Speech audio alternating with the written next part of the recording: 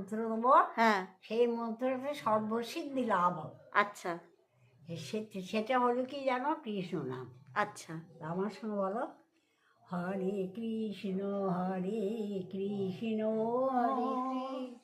হরে কৃষ্ণ কৃষ্ণ কৃষ্ণ হরে হরে কৃষ্ণ হরে হরে হরে রাম হরে রাম হরে রাম হরে রাম রাম রাম হরে হরে রাম হরে হরে হরে কৃষ্ণ হরে কৃষ্ণ হরে কৃষ্ণ হরে কৃষ্ণ কৃষ্ণ কৃষ্ণ হরে হরে কৃষ্ণ কৃষ্ণ হরে হরে হরে রাম হরে রাম হরে রাম হরে রাম রাম রাম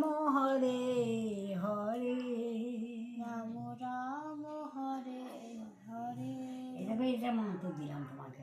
ঠিক আছে বেশ হ্যাঁ, সকালে সন্ধে, সকালবেলায় মুখ দিবা, দাঁত ভাজবে, ব্রাশ করবে, করে এসি গোপালের কাছে বলবে, আর সন্ধেবেলা ব্যায়াম করবে, কিচ্ছু লাগবে না, একমাত্র বিপদ ভঞ্জন হবে।